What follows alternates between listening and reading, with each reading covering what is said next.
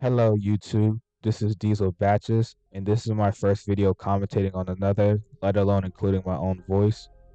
I'm making this video today because a couple weeks ago, I saw this particular video by a fellow Fortnite content creator named It's Truly Mystic, titled, Fortnite's Battle Pass system is outdated.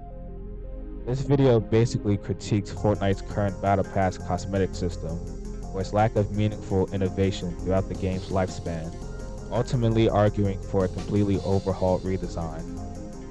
Throughout this video, I'm going to react and commentate on the video point by point. I'll also leave the original video in the description below. With that being said, let's dive straight into the video.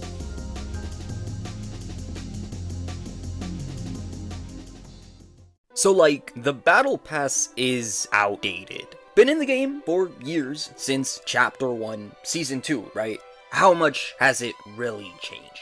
And I mean the actual system, the full-on design of it. Because the Battle Pass has been through many seasons and has had its fair share of different skins, different emotes, new cosmetic type additions, so on and so forth. But how often has it gone through a full-on revamped change? Well, that's what I'd like to talk about in today's video. Yes, the Battle Pass has many problems. I've talked extensively about them on my channel. We could sit here forever. Not enough dances, too many filler rewards, oversaturation of Super Styles. So I already wanted to pause here because I disagree that Super Styles are, quote, oversaturated in the Battle Pass. Super Styles are bonus cosmetic rewards for more serious players who have and are willing to put in the extra time to grind the Battle Pass to earn them. Practically and by definition, they don't crowd or oversaturate the Battle Pass because, especially nowadays, they are completely distinct from the main contents of the Battle Pass. Take this season, Chapter 7 Season 3 runners, for example, or the previous season and onward. Super Styles are simply an extra perk of the Battle Pass. However, I will have to concede to Mystic's point about there not being enough music dance emotes available in the recent Battle Passes. I think specifically in this season, Season 3, Chapter 7, they've been doing a better job at introducing more of these emotes back in the Battle Pass, but for the most part, if you go back to seasons like Chapter 6 or Chapter 5, we still had plenty of emotes in the Battle Pass back then. But the issue is that they were more action-oriented rather than music and dance-oriented. I believe Mystic has a valid point here by critiquing the scarcity of music dance emotes.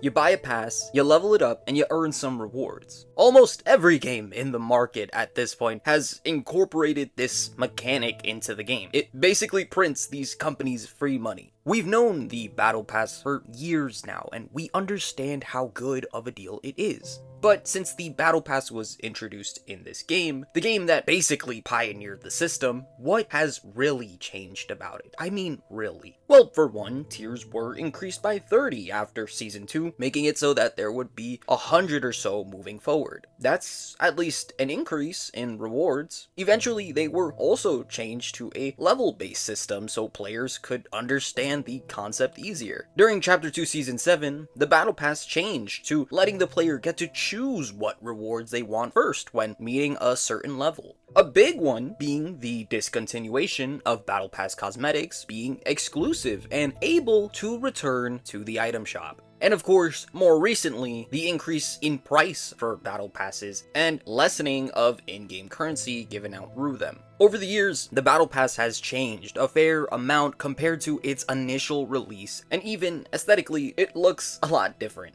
But ultimately, the Battle Pass remains the same at its core, and I think this is something that Epic has been realizing for a while now. Let's take a look back at all these problems with the Battle Pass. The filler edit styles taking up slots, decrease in the amount of dances, and even increase in price and less V-Bucks given. What do they all have in common? To me, it sounds like giving less and charging more. Now, to be fair, I realize that recently they've been including more premium cosmetics in battle passes, like the jam tracks, sidekicks, kicks, and instruments. So in a way, it is making up for the difference. But players realize that these quote-unquote premium cosmetics are already overpriced in of themselves, which is another topic for another time, so I won't dive too deeply into it. Just know that at the end of the day, you're really not getting a whole lot more than what you should be getting. Now then, these problems could be solved if the Battle Pass at its core changes. For budgeting reasons, the Battle Pass is the way it is. Epic has to make money, they're a company after all, and so they can't give out too much. But there's an issue here. Players want better stuff, they want better rewards, they want better value, and season after season, not a whole lot is really changing. Why is that? Well, it could be because the Battle Pass is treated as the saying goes, if it ain't broke, don't fix it.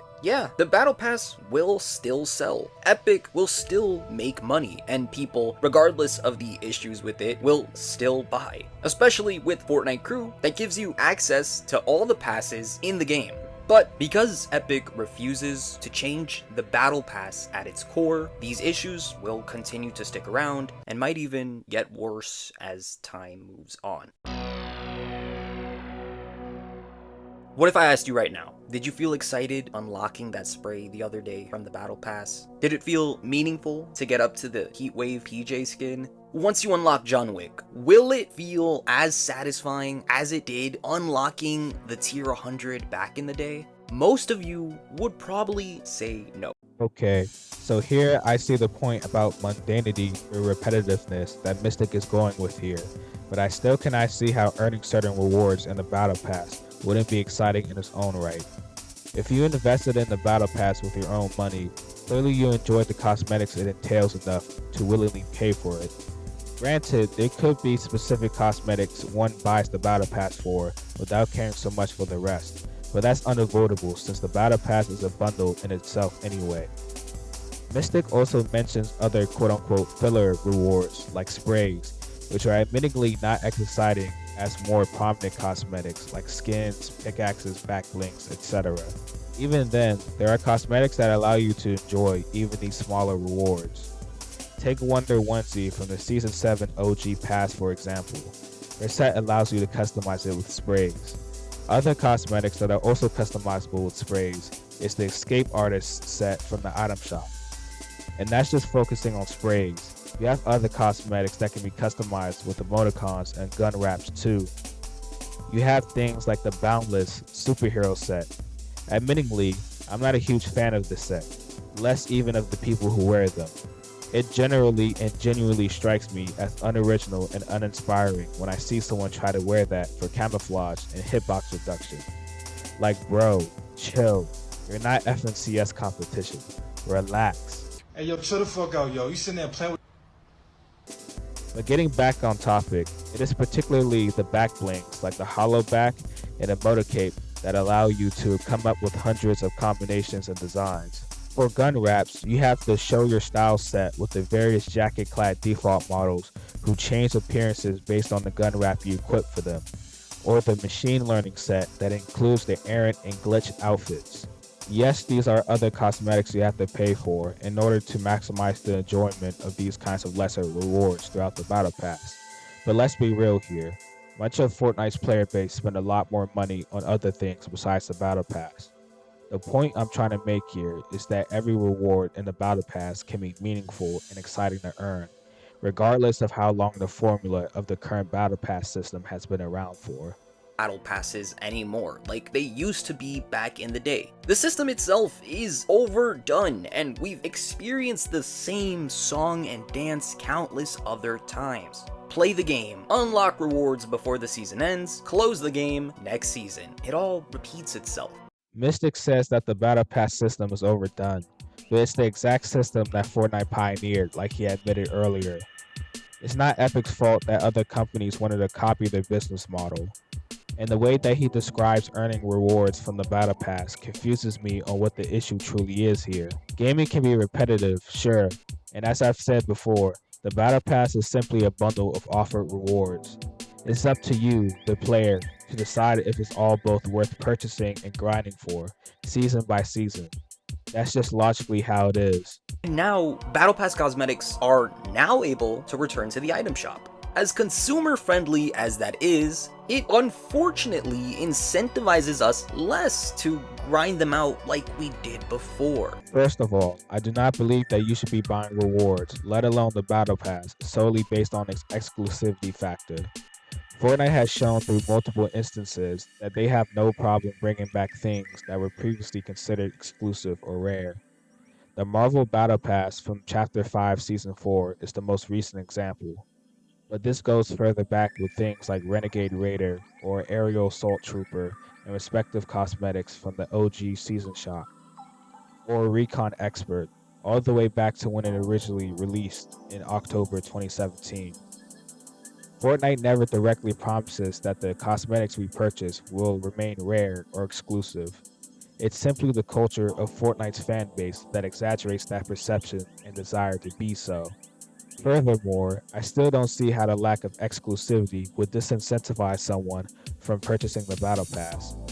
Take the Marvel Battle Pass that returned to the item shop for example.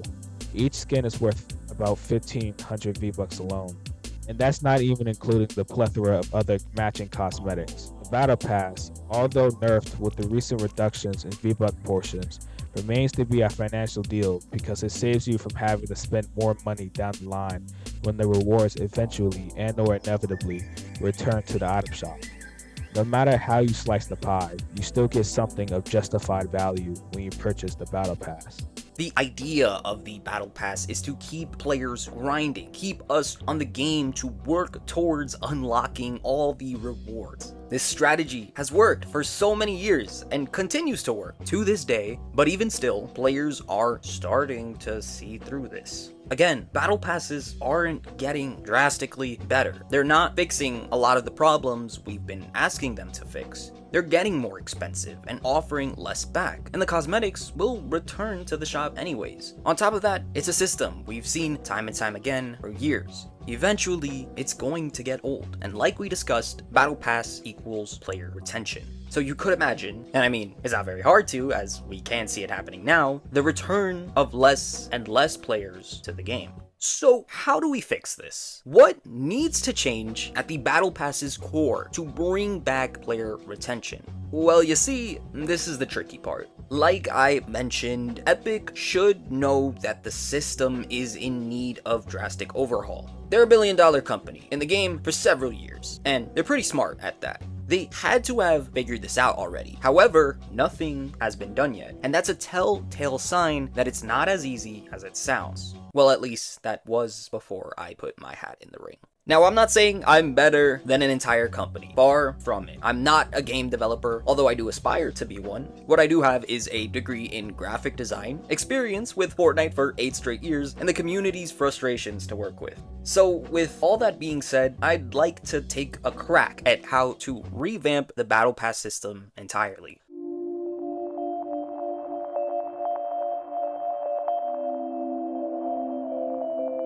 For starters, I think it's clear that the basic 100 tier system needs to go, but not in the way that some of you may think. What could be said about this attribute of the pass in particular is that there needs to be more tiers, more to unlock, and to a degree, I agree. But all that adding additional tiers would do is push the goalpost even further. Something like 150 tiers would seem daunting to players who only get up to 100 and call it a season. And then including bonus rewards on top of that, forget about it. This only brings more of a chance for incompletion with passes and wouldn't even fit into Epic's budget to begin with. It's easy to ask for more, but in this case, and stick with me now, less here is really going to be more. The Battle Pass should be shortened down to 80 tiers. Now, wait 1 second, allow me to explain.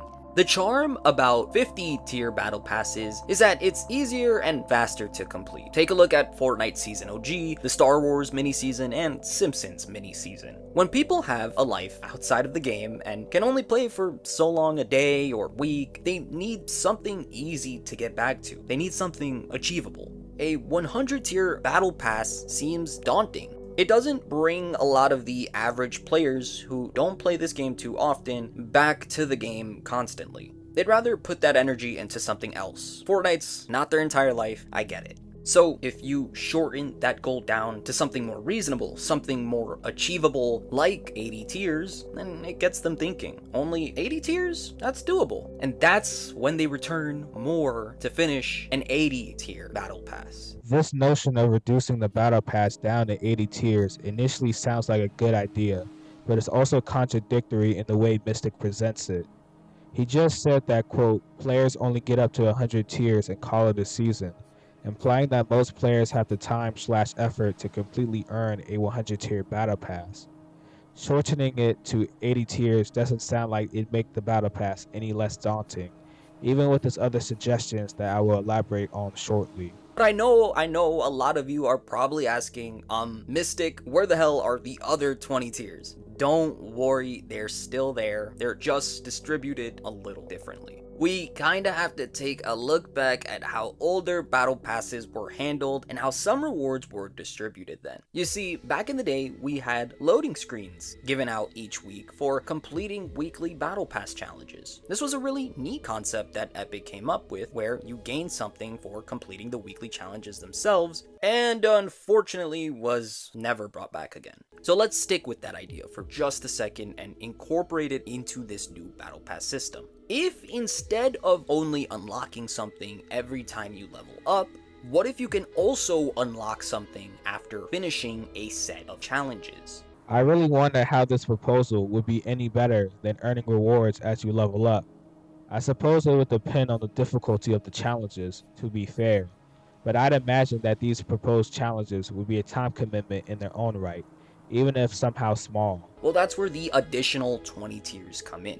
Every time you finish your weekly battle pass challenges now, you wouldn't just be getting a loading screen anymore. You would be unlocking a reward per set of challenges completed. Essentially, what this does is incentivizes players to go out and actually complete the challenges needed to level up for not only experience to unlock rewards, but rewards themselves too. Now, there's a couple tweaks that would have to be done if this were to happen. For one, experience gained would have to be reduced in order to keep players from finishing a battle pass too early.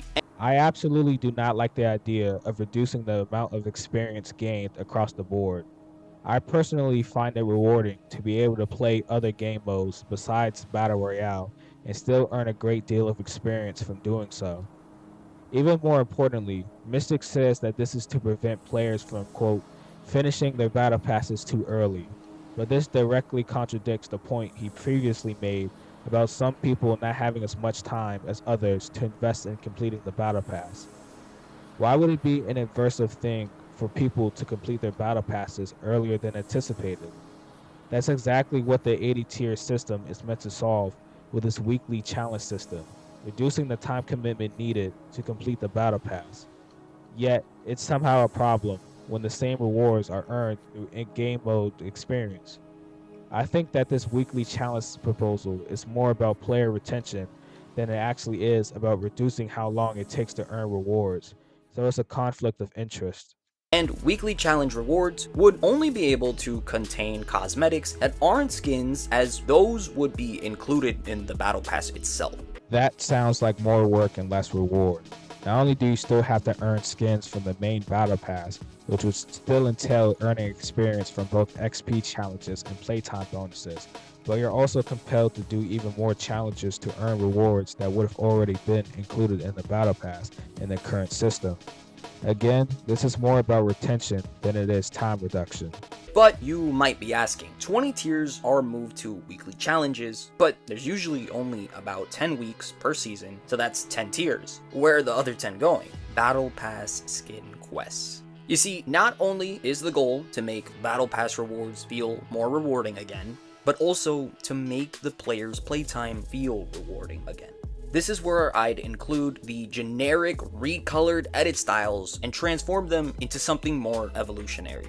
Upon unlocking skins in the past, you're also granted a set of additional quests to unlock rewards. These rewards are unlocked through completing said quests or by playtime with said skin, meaning that the player can be rewarded for not only completing challenges and or unlocking tiers, but also time spent on the game itself. You would now be able to just run a Battle Pass skin and unlock an additional style for it that represents the grind and commitment put into playing games with it. A style that evolves it. Grant an additional reward with it as well, and boom, there's your full 100 tiers. I actually have to say, I like this idea of Battle Pass skin quests.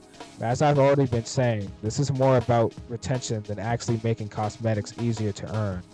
I think that the suggestion about playtime with a certain skin is better than outright introducing more task-specific quests, since that would add even more unnecessary complexity to earning rewards.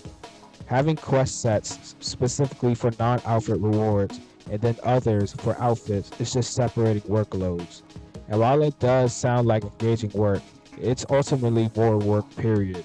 But it doesn't end there. After completing a battle pass, the bonus rewards get treated a little differently as well.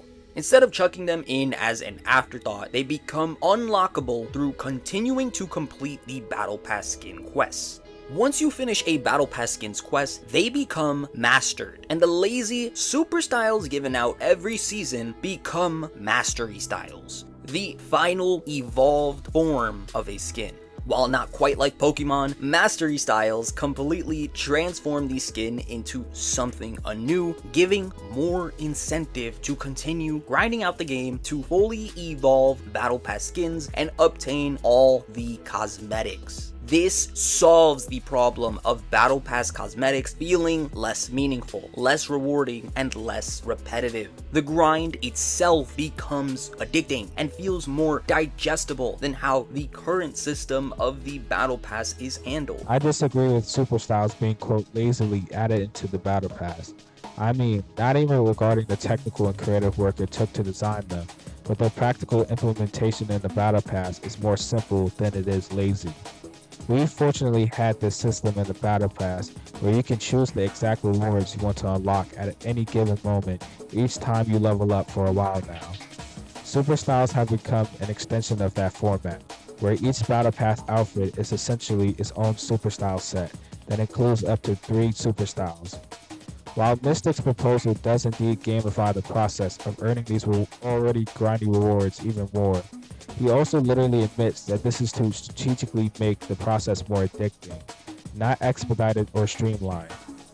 It simply stacks on more commitment, stress, and urgency to just get these rewards over and done with, rather than the current simpler model where you can choose what you earn as you level up. It still doesn't even end there. Bonus Battle Pass rewards and additional styles are unfortunately locked to the season they're introduced in. Whereas previously, you used to be able to finish Drift and Calamity after the season ends, now that they've stopped doing unlockable styles entirely, these additional styles for skins must be acquired during the season before it ends. I completely agree with this point. I personally find it silly that they stopped this unlockable edit style challenge system altogether. I've had skins like Demi from Chapter 1 Season 9 or Rick Sanchez during Chapter 2 Season 7, whose alternate styles I've never earned simply because I didn't have the time to get around it back then. The system was already there. Fortnite clearly has the capacity to reintroduce it back as a permanent feature, but they don't, which I think could possibly be a deliberate FOMO or fear of missing out business strategy where they induce more unnecessary urgency on the current season's Battle Pass, not only to retain players, but to incentivize them to get the Battle Pass as soon as possible. Current Battle Pass cosmetics are now able to return to the shop. There is a chance that they can return with the skin, but who's to say how they'll handle it? Will super level styles be given out for free with the skin? If so, that's kinda a slap in the face for players that grinded for them. I've already addressed a similar point earlier in the video about the disincentive of the Battle Pass due to non-exclusivity. While I can see how it can be disheartening to see someone simply purchase something that might have taken you hours or days to grind for, you still ultimately saved yourself money by earning it that way. What was merely an 800 V-Buck purchase could and would balloon into thousands when it returns to the item shop. And as a side note, like the hesitancy that Mystic expresses, it's not even guaranteed that they will include Super Styles for Battle Pass outfits that return to the shop. Knowing how greedy Fortnite can be, they'd probably charge them as separate skins altogether, although I sincerely hope that's never the case. Also, as far as I'm aware, I don't think they've even included the Super Styles for the Marvel Battle Pass skins, while they totally could've. Either way, to reiterate, all the rewards of the Battle Pass should be purchased and earned because you genuinely enjoy their appearances, not because you might have a bragging right that you have something that someone else can no longer get legitimately. Be included as a set of challenges? We don't know. They haven't brought any back into the shop yet. But if bonus rewards and styles could be included with each skin again as a set of quests and be obtained through either completing their quests or playtime with them, then that would allow Epic to carry over these quests across seasons and even future item shops moving forward. When purchasing Battle Pass skins from the shop, they would include the same set of challenges that original owners had to complete, making it fair across the board. I think that this idea will solely work if the challenges were sustained and carried over through multiple seasons and not just one extra. Additionally, I don't think that players who are buying Battle Pass cosmetics after the original season has passed either cared to grind or simply didn't have the time to grind for the rewards during that time. While that change would objectively be fair, it would also be more irritating for the consumer to make them work for something they already had to pay extra for to finally obtain. Having to pay extra money for returning cosmetics is already the penalty, one that can be avoided by obtaining the Battle Pass while you can. And that's how I would change how Battle Passes are handled moving forward. With this new system in place, many problems can be fixed. A large, daunting Battle Pass for casuals turns into something that looks and feels more digestible and rewarding to complete for players. Player counts rise again with a Battle Pass that looks more attractive and is something that is finally different and worth completing. Challenges actually become worth completing and less tedious to do. I simply disagree that these proposals would make the Battle Pass, quote, more digestible, especially the casual players. It adds a whole other set of nuance and complexity that could inadvertently make the Battle Pass grinding process even more tedious than it currently is. As a smaller side note, say Fortnite does indeed implement a similar or identical system to this and continues to run with it. Over time, wouldn't this system also get old and repetitive just like the current system? In the future, wouldn't there probably be more critiques and players advocating for another overhauled system entirely?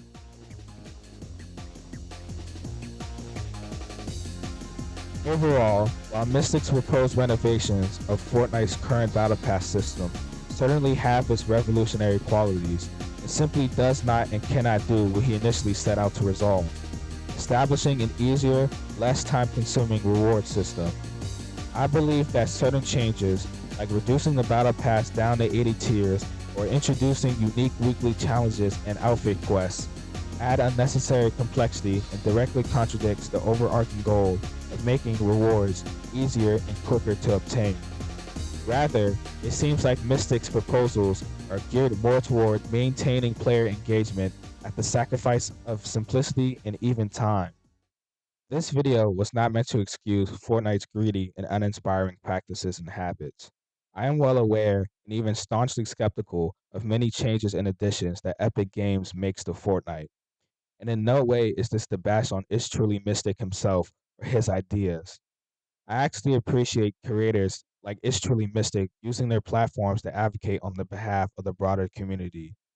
With that being said, however, I think the broader issues that we should focus more on are corporate greed and consumer respect. Per examples like Fortnite's most recent changes to the V-Bucks system, where they practically hiked up prices by reducing the amount of V-Bucks you obtain upon either direct purchases or purchases via the Battle Pass or Fortnite Crew. We should not allow corporations to believe that they can get away, or actually get away, with underserving and ripping off their customers, their financial patrons. The quote-unquote repetitive and slightly deteriorating system of the modern battle pass is a symptom of oversaturated capitalism and callous greed. In this capitalist system we live under, we must fight with our wallets. If you don't support certain practices like Fortnite's V-Bucks changes and the reduced yield of investment in the battle pass, not only speak up and raise awareness about it, but also abstain from supporting it financially. Consumers are the backbones of businesses/corporations, and they can get rather desperate for your money, even when they seem far from it through their predatory and outrageous actions. Thank you for watching this video all the way through. I hope I made some valid, open-minded, and educated arguments. Please let me know what you think about either my own or It's Truly Mystic's ideas in the comments below. And if you enjoy this kind of content from me, please let me know by liking and subscribing. I appreciate it more than you know.